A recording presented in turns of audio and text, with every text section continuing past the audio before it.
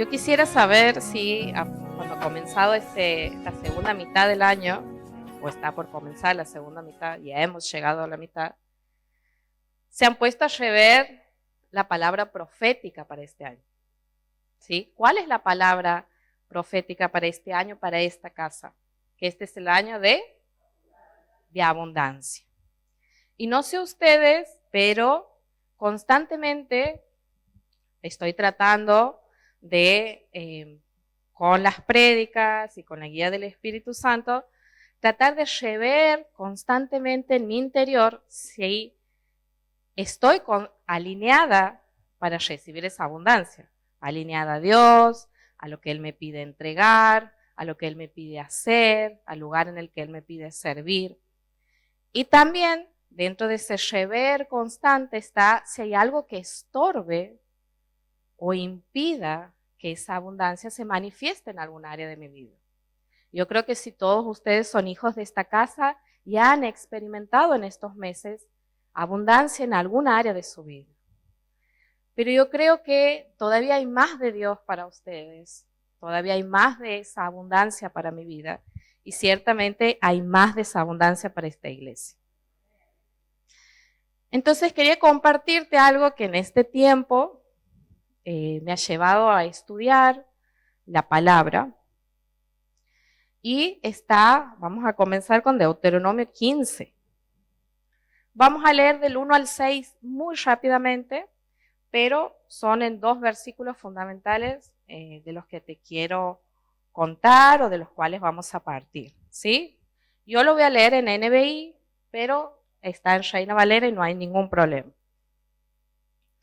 Dice el versículo 1, y el capítulo en mi Biblia, no sé en sus Biblias de papel cómo se llama, pero en la mía dice el año del perdón de deudas. El versículo 1 dice, cada 7 años perdonarás toda clase de deudas. Lo harás de la siguiente manera. Cada acreedor, versículo 2, le perdonará a su prójimo el préstamo que le haya hecho. Ya no le exigirá a su prójimo o hermano que le pague la deuda, porque se habrá proclamado el año del perdón de las deudas en honor del Señor. Versículo 3. Podrás exigirle el pago de sus deudas al forastero, pero a tu hermano le perdonarás cualquier deuda que tenga contigo. Versículo 4, y si lo quieres señalar, entre ustedes no deberá haber pobres, porque el Señor tu Dios te colmará de bendiciones. La versión Reina Valera dice que te bendecirá en abundancia. Este mismo versículo, Deuteronomio 15:4, en la versión Reina Valera, dice te colmará de abundancia.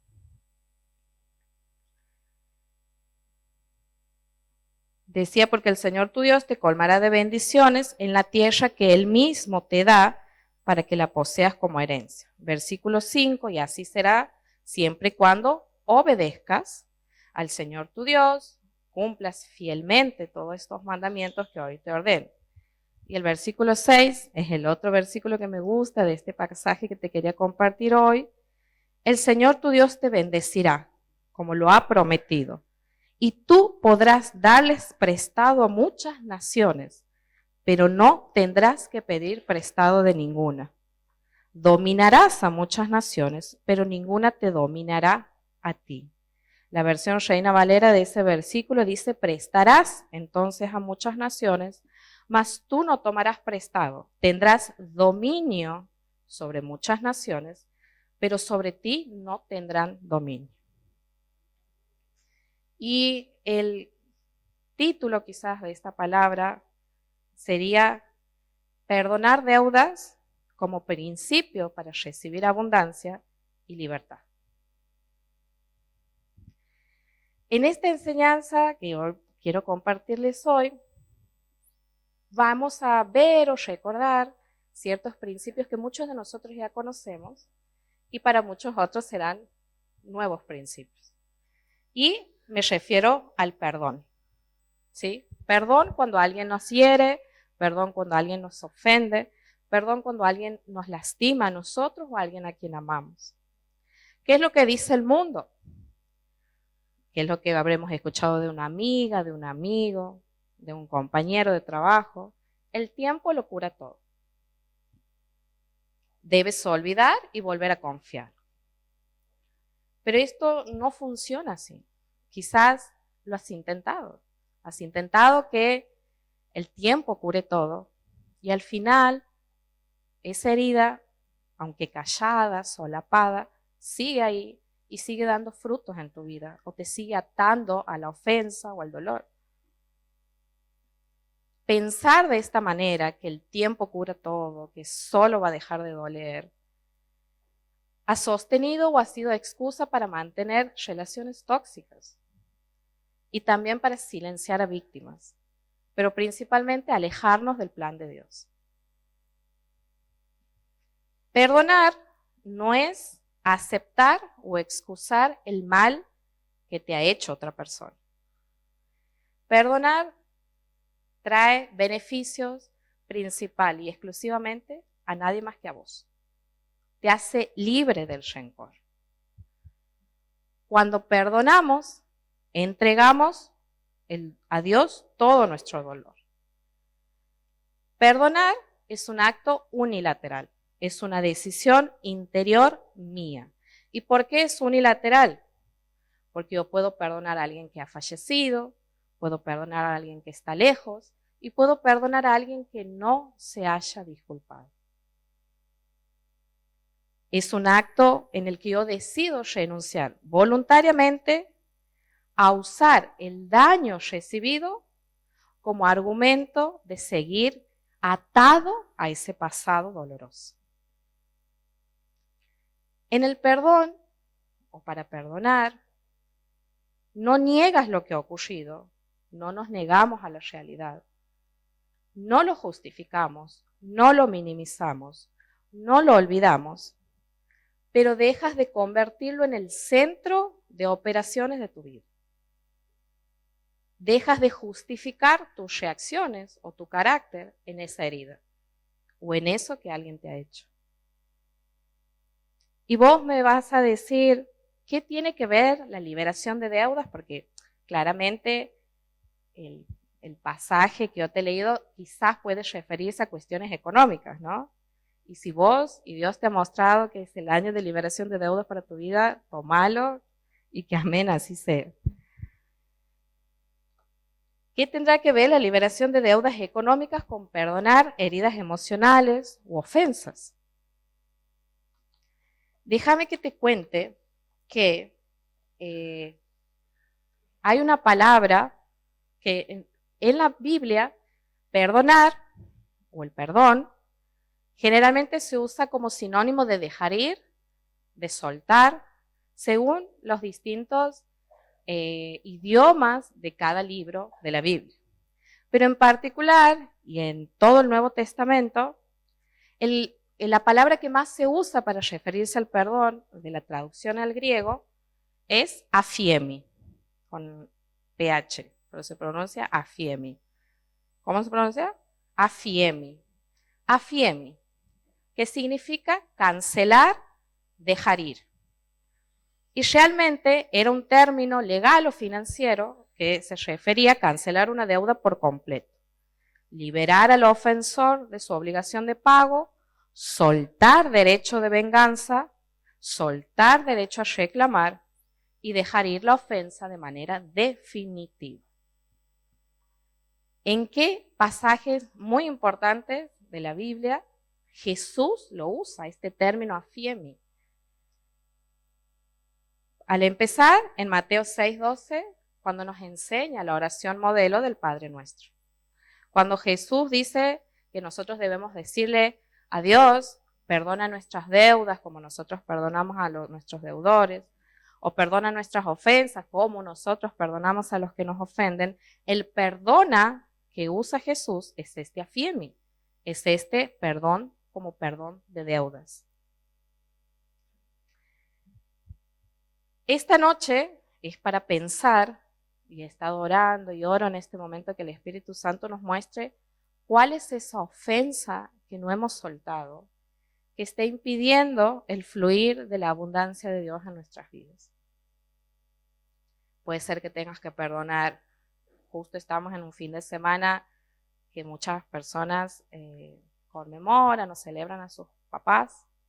Pueden ser que tengas que perdonar a una figura paterna, aunque hoy no esté. Acuérdate que es una decisión unilateral. Puede ser que tengas que perdonar a tu pareja, una expareja, a tu cónyuge. Puede ser que tengas que perdonar a un líder, a un pastor, a un asistente, a un hermano de la iglesia. Puede ser que tengas que perdonar a un amigo, a un compañero, a un jefe. Esta palabra es para vos si en este tiempo te has sentido algo estancado. Si sientes que vos avanzabas en Dios, en los planes, pero en determinado momento algo como que te jalaba de nuevo al pasado, a un recuerdo doloroso, a una herida que pensabas que quizás ya estaba del todo sanada o cerrada, o que pensabas que porque ha pasado mucho tiempo, como dice el mundo, ya no necesitabas volver a ese lugar para tratarlo en Dios. Y en particular es para esos esposos, esos matrimonios, que quizás sentían que estaban avanzando en una restauración matrimonial y luego de un tiempo de paz volvían al dolor del pasado. Porque déjame decirte que la persona ofendida tiene una falsa expectativa o una falsa posición de sí misma de libertad. No, porque es el otro el que se ha equivocado. Pero la falta del perdón, el rencor, me va construyendo muros del cual termino siendo presa únicamente yo. Y lo que el otro me ha hecho, la ofensa que el otro ha proferido en contra de mi vida, me posiciona en un lugar en el cual si yo no perdono, yo no libero perdón, me quedo en ese lugar.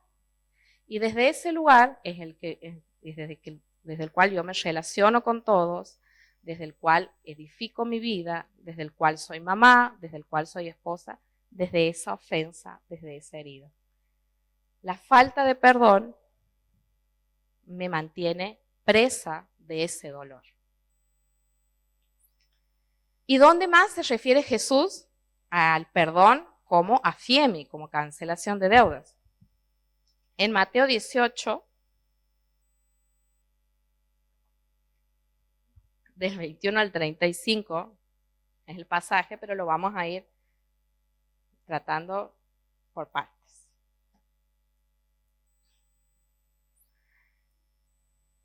Mi Biblia en papel tiene como título de esta porción de la Escritura, Parábola del siervo despiadado. Vamos primero del 21 al 27, ¿sí?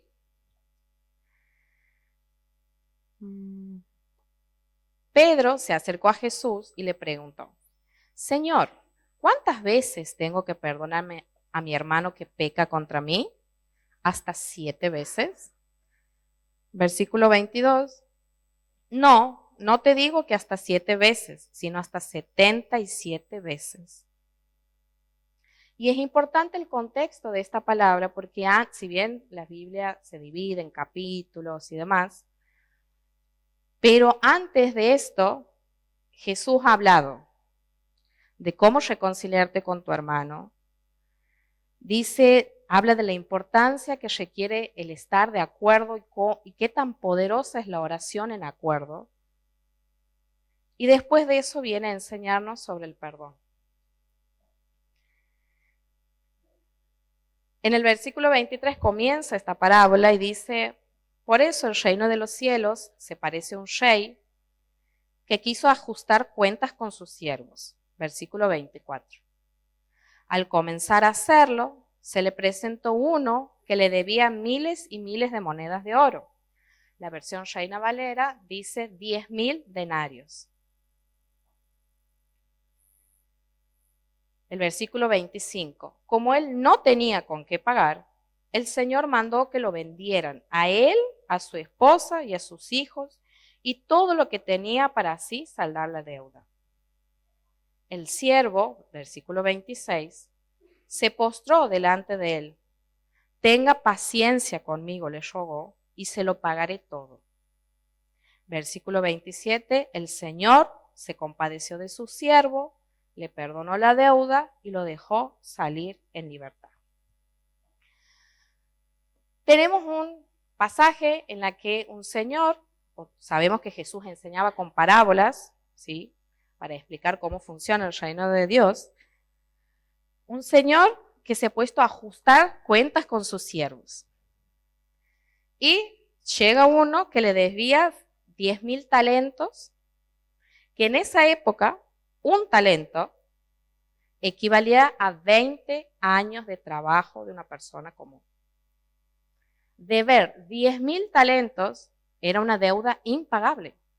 Ni toda su vida, trabajando toda su vida, iba a poder pagar eso. Entonces tenemos un hombre que estaba atado de por vida.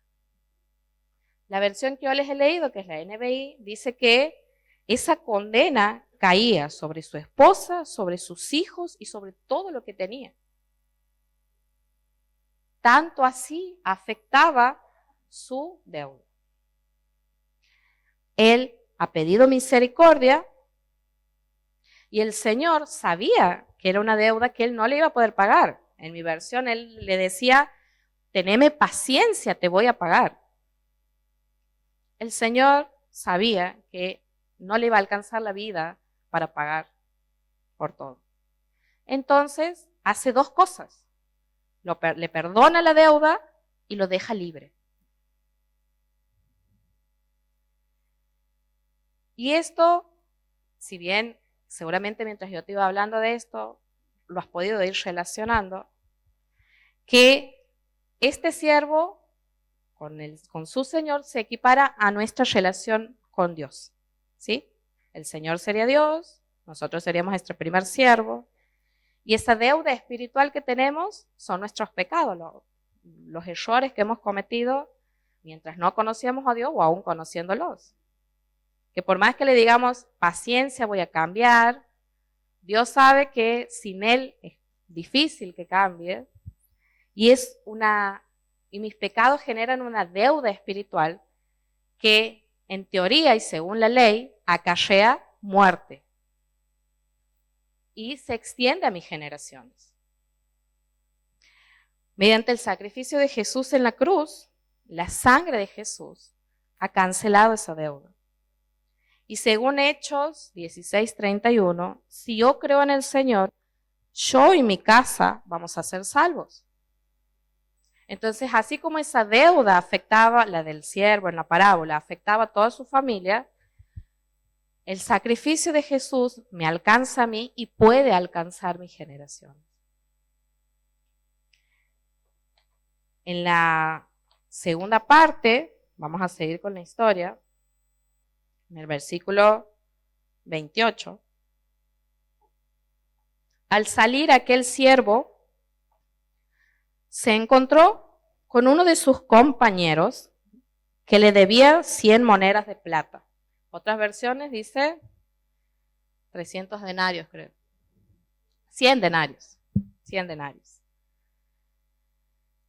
Lo agarró por el cuello y comenzó a estrangularlo. Págame lo que me debes, le exigió.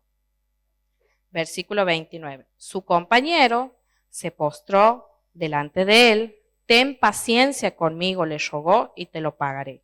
O sea, las mismas palabras que él había usado. Versículo 30. Pero él se negó. Más bien fue y lo hizo meter en la cárcel hasta que pagara la deuda. Entonces vemos cómo este siervo sale de la presencia de su señor, se encuentra con un par, un compañero, un hermano, a quien va y lo ahoga. No dice que se han juntado, porque ¿se acuerdan cuando hemos empezado la parábola? Dice, bueno, el Señor ha empezado a hacer cuentas con sus siervos y los ha empezado a llamar. Él no se había puesto a hacer cuentas. A donde lo ha visto, se ha acordado de la deuda. Como nosotros también a veces pensamos que no nos ha ofendido algo que alguien nos ha dicho o hecho, pero cuando lo vemos, lo cruzamos, vemos que viene a la iglesia, a la barca, nos sale. lo ha ahogado exigiendo un pago inmediato. Y aunque el compañero le ha suplicado de la misma manera que él había suplicado, utilizando las mismas palabras, me imagino yo que quizás los mismos motivos por el cual el primer siervo nunca había podido pagar su deuda, capaz que han pasado por una crisis económica, ha habido pérdidas, se ha enfermado un hijo, quizás esas mismas excusas o motivos que tenía él para no haber pagado su deuda sean similares o parecidos de este otro siervo que debía solamente 100 monedas de plata, que equivale a 3 meses de trabajo. Como para que tengamos una comparación.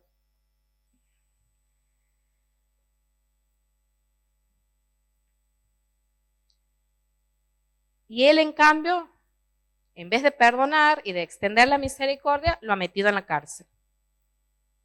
Porque cuando nosotros no perdonamos, metemos a las personas en una bolsa que impide toda restauración, que impide toda reconstrucción, que impide toda reconciliación. Y aquí hago un paréntesis. No toda persona a la que vos perdones, o no, mejor dicho, no con toda persona que vos perdones va a ser posible una reconciliación. ¿Sí? Quizás no te conviene volver a tener un vínculo con esa persona, quizás no es posible volver a tener un vínculo con esa persona, pero, por ejemplo, en un matrimonio, que vos no perdones y es un obstáculo para que efectivamente haya una restauración y una reconciliación dentro del matrimonio. Y hablo tanto del matrimonio porque ahora estoy sirviendo en una barca de matrimonio. Vamos a ver qué consecuencias ha traído esto a la vida del siervo a partir del versículo 31.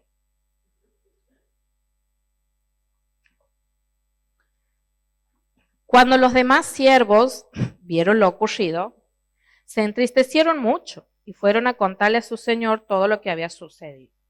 Versículo 32. Entonces el señor mandó a llamar al siervo. Siervo malvado, le increpó. Te perdoné toda aquella deuda porque me lo suplicaste. Versículo 33. ¿No debías tú también haberte compadecido de tu compañero, así como yo me compadecí de ti? Versículo 34. Y enojado su señor, lo entregó a los carceleros, otras versiones dice, lo entregó a los verdugos, para que lo torturaran. Otras versiones dicen para que lo atormentaran hasta que pagara todo lo que debía. ¿Era posible pagar todo lo que debía? No. Entonces, si vos últimamente, como te decía hace rato, te sientes presionado, sientes que hay algún tipo de tormento en tu vida, que no te está dejando dormir, que no te está dejando avanzar, que no te está permitiendo escuchar la voz de Dios, puede ser que haya falta de perdón en tu vida.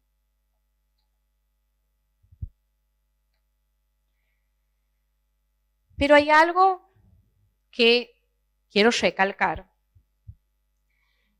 y que el no perdonar nos encierra en una cárcel espiritual de amargura y tormento interno. Si yo no perdono, estoy constantemente atado a esa persona, en vez de estar libre. Sí, porque lo lógico sería, si alguien me ha ofendido, querer estar libre de esa persona. Pero en realidad, mi falta de perdón me mantiene atada a esa persona y a esa situación. Y hay algo que ciertamente el siervo tenía, y es lo que quiero hacer hincapié también en esta noche, que podamos todos detectar y ser 100% honestos, cada uno consigo mismo, porque como dice el pastor, ¿para quién es esta palabra? Para mí. Y es el orgullo. El orgullo estaba presente en el siervo. Y el orgullo es nuestro principal impedimento para poder perdonar. Porque funciona como un mecanismo de defensa que busca proteger el ego a toda costa.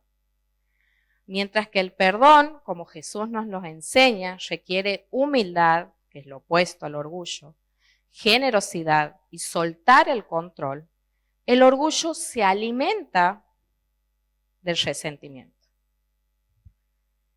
¿Y cómo es que el orgullo me impide perdonar? Hace que la persona ofendida se coloque en un altar de superioridad, en una errónea creencia de sí mismo de perfección, y mira al ofensor desde arriba, porque piensa, yo no hubiera actuado así, yo no hubiera respondido así, yo no te hubiera hecho lo que vos me has hecho. Entonces, hay un altar de perfección. Y esta actitud bloquea la empatía, la compasión y entender que todos somos seres humanos y que nadie está exento de fallar, de decir algo que no corresponde o de herir a otro. El orgulloso, en este caso el siervo, se resistía a cancelar la deuda, porque la mente orgullosa exige una compensación. Que el otro sufra, que pida perdón de rodillas, que pague por el daño, que me ruegue. No quiere decir que si yo tengo que reconstruir una relación, efectivamente cambie y busque ayuda, no. Sino que pague realmente lo que me he hecho. No sé si te voy a perdonar. El orgulloso siente que perdonar gratis es un acto de debilidad. Confunde el perdón con dejarse pisotear. Cuando en realidad perdonar requiere una gran fuerza interior y una comprensión de los principios de Dios.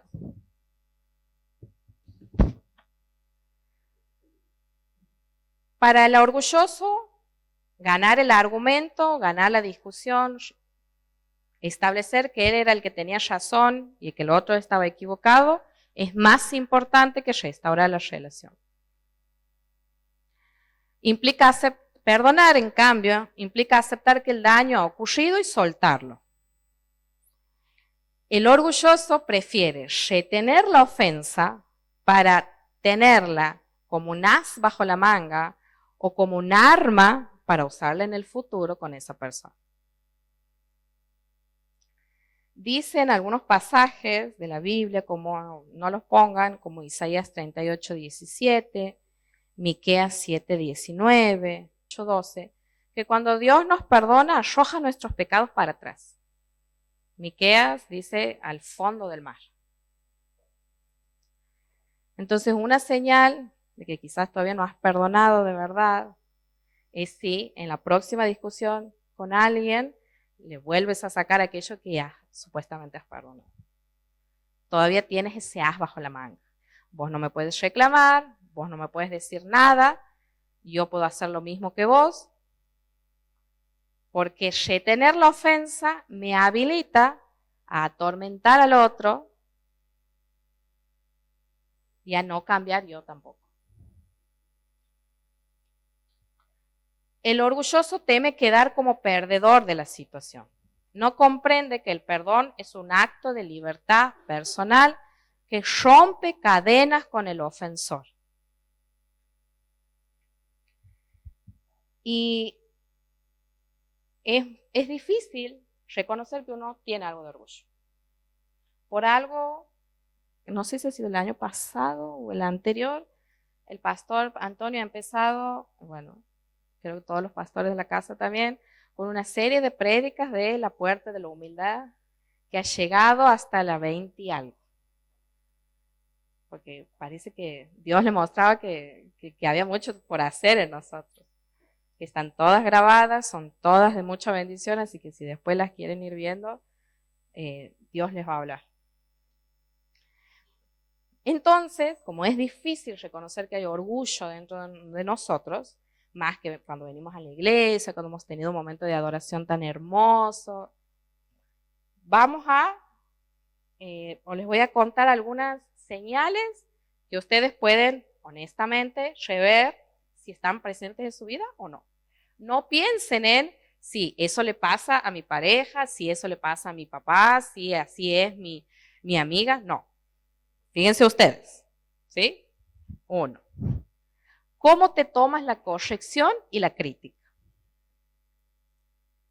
Señal de que hay orgullo.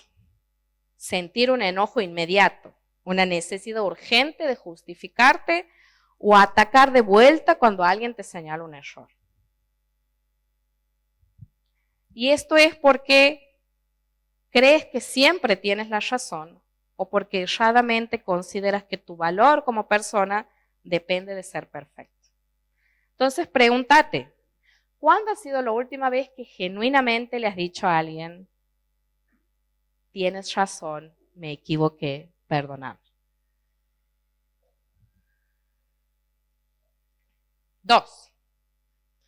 Dificultad para pedir ayuda. Y ahí yo creo que las mujeres somos más proclives a este tipo de orgullo. ¿Cuál es la señal? Sobrecargarte de tareas, estresarte al límite o sufrir en silencio antes de admitir que no puedes con algo o que no puedes con todo. ¿Por qué hay orgullo? Porque hay una ilusión de autosuficiencia.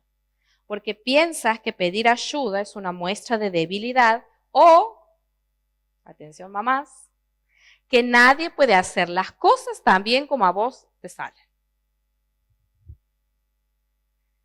Cuando hacemos el curso de sanidad, uno de los pasos habla del orgullo.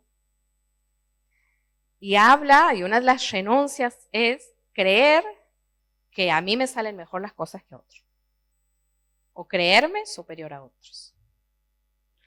Pregúntate, ¿te cuesta delegar o aceptar favores porque sientes que quedas en deuda con los demás? Puede ser una señal de orgullo. Otra pregunta.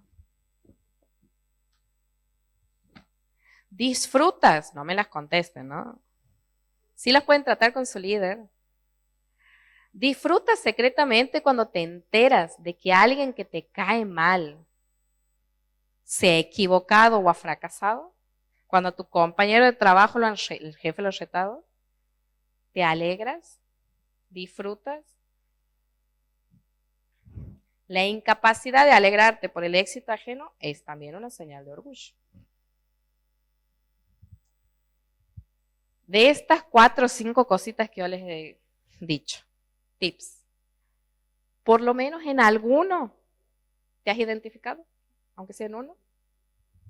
Bueno, yo te voy a dar un versículo que yo me acuerdo que lo he aprendido cuando he comenzado en mi primer año de convertida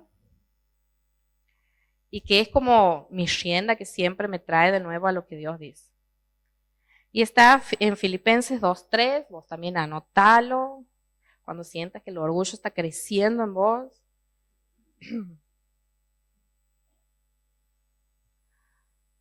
No hagáis nada por contienda o por vanagloria, antes bien con humildad. Y esta es la parte que a mí me incomodaba al principio, pero es lo que combate el orgullo, estimando cada uno a los demás como superiores a sí mismo. A ese compañero nuevo que recién llega al trabajo, ¿qué me va a venir a enseñar este? A mí me va a decir cómo se hacen las cosas. Dijera mi abuela, ahora el árbol lo va a mear al perro. Estimando a los demás como superiores a uno mismo. A nuestros compañeros de barca, a nuestro hermano en la iglesia. Estimándolo, no importa si hace poquito que viene, estimándolo como superior a mí mismo. Y este es un golpe al orgullo siempre. Entonces, hay 2 cosas que tenemos que hacer esta noche. Soltar perdón y renunciar al orgullo. O al revés. Si quisieras que está primero el huevo o la gallina, solta el orgullo, renuncia al orgullo, reconoce que hay orgullo para poder perdonar y efectivamente ser libre. Y déjame decirte que el perdón es incómodo. Perdonar es incómodo. Hay una frase en el libro, en el curso de sanidad, que dice, perdonar involucra el meollo emocional del asunto. Lo he leído tantas veces que ya me lo he memorizado. Sí o sí, Dios va a exponer esa herida. Quizás cuando yo te hablaba de esto, Dios ya te ha empezado a mostrar, el Espíritu Santo te ha empezado a señalar a una persona que debes perdonar, o varias, o determinada actitud, o una ofensa de alguien que debas perdonar.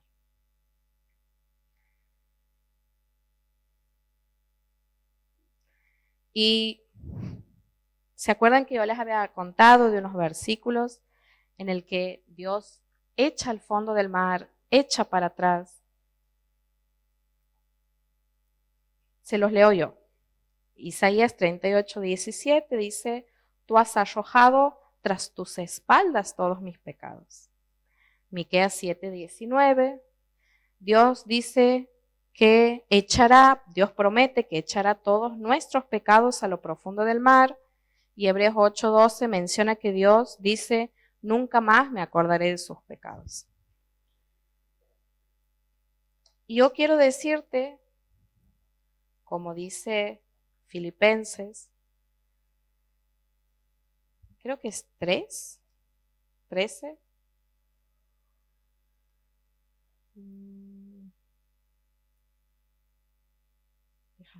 Dame un minutito que lo busque. Pero si no te lo leo. Hermanos, no pienso que yo mismo lo haya logrado ya, porque no es que hoy me paro aquí porque yo soy la persona menos orgullosa, más humilde del mundo. No todavía, por lo menos. Tampoco, pero sí hay algo que he aprendido a hacer, y es perdonar rápido. No sé por qué. ¿Has visto cuando vos quieres volver a ir al gimnasio y te das cuenta que no te dan los cuádriceps para hacer muchas sentadillas? Porque como que no tienes mucha resistencia, o quieres salir a correr y corres una cuadra y ya te agitas, piensas que te va a salir el corazón, o será que eso me pasa a mí nomás. Mi corazón no resiste el mantener ofensa con alguien por mucho tiempo. No sé por qué. No puedo, me duele mucho quizás cuando alguien me dice algo, cuando me siento traicionada o herida por alguien. Entonces he aprendido a ser rápida para perdonar, de llevar ese dolor a Dios y soltar perdón. Y déjame decirte que en un matrimonio el perdonar constantemente, el pasar por alto constantemente es fundamental para mantener la paz y la armonía en el hogar. No quiere decir que no resolvamos nuestros problemas, que no nos vayamos a poner de acuerdo, que no busquemos ayuda si la necesitamos. Pero acumular rencor con la persona con la que vives hace que la convivencia se torne imposible. Entonces, hoy te digo a vos, no pienso que yo mismo lo haya logrado ya. Más bien, una cosa hago. Y esto lo tienes que hacer vos, olvidando lo que queda atrás, así como Dios hacía, arrojar las ofensas y los pecados para atrás, olvidando lo que queda atrás y esforzándome para alcanzar lo que está adelante. O sea que si yo no olvido lo que queda atrás, no me puedo proyectar hacia adelante. ¿Y qué hay adelante? Avanzar hacia la meta para ganar el premio que Dios ofrece mediante su llamamiento celestial en Cristo Jesús. No sueltas lo que hay atrás, no sueltas perdón, no te puedes extender. Si hay falta de perdón en tu vida, hay un verdugo que te atormenta. Y según Deuteronomio 15, si no obedeces el precepto de otorgar perdón, no va a haber esa sobreabundancia de bendiciones en tu vida. Entonces, yo creo, a muchos de ustedes los conozco, otros no, pero Dios sí los conoce. Y a Jesús le ha costado muy caro pagar por tu libertad. para que vos mismo te ates al pasado. A Jesús le ha costado morir de una forma horrible para que vos tengas pleno acceso a las bendiciones, un pleno acceso a la presencia de Dios. Pero te da el perdón y por eso nos enseña a que nosotros también tenemos que extender ese perdón. No porque el otro se lo merezca, no porque yo sienta ganas de perdonar, porque no vas a sentir ganas de perdonar nunca. No es que el tiempo te va a hacer dar ganas de perdonar o la edad te va a hacer dar ganas de perdonar, no. Vos te mereces ser libre. Y Jesús ya ha pagado un precio por tu libertad. Y hay cosas de las cuales Dios te libera y hay cosas de las cuales las tienes que soltar vos. Y sí va a ser incómodo. Yo les explicaba a la gente con la que puedo charlar que si expone mi dolor, si capaz vuelvas a sentir enojo en este momentito que oremos, pero si yo tengo una herida abajo de mi campera, vos no me puedes poner Pervinox o no me puedes curar sobre la campera. Tienes que exponer la herida para poder sanar. Y si en esta semana, en estos días, Dios te ha estado mostrando que hay un error que alguien ha cometido con vos, que quizás haya sido muy grave, y te ha vuelto a traer a memoria una ofensa, es porque estaba exponiendo la herida. Para que si vos decides soltar y renunciar al orgullo, esa herida pueda hoy ser sanada y esa sanidad pueda ser completada. Entonces, quisiera que nos pongamos de pie.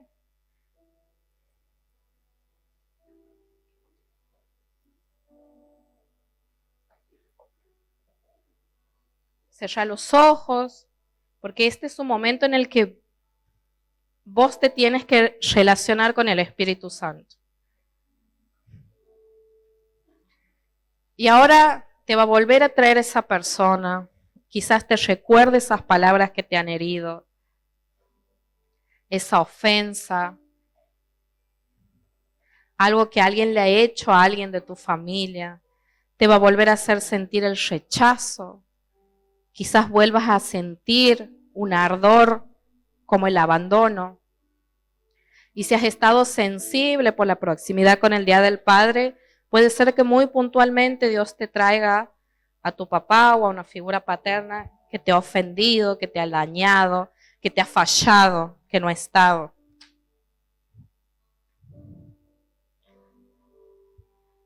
Señor, en esta noche quiero pedirte que sea tu Espíritu Santo paseándose en medio de las sillas. Y sentí como Dios está delante tuyo y te dice, entregame ese dolor. Entregá ese enojo, esa ira, esa desilusión. Él no te lo puede quitar, solo vos lo puedes entregar.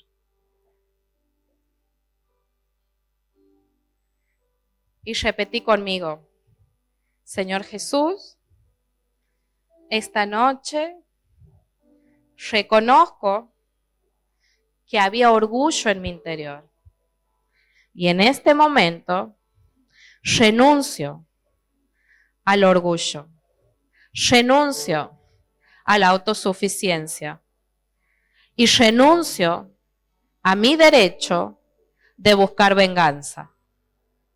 Te entrego en este momento mi dolor, el enojo y la desilusión.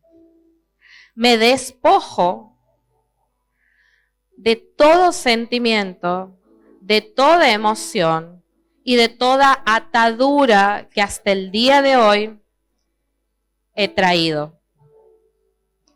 En este momento, perdono a y decí el nombre de la persona a quien perdonas. En este momento perdono a.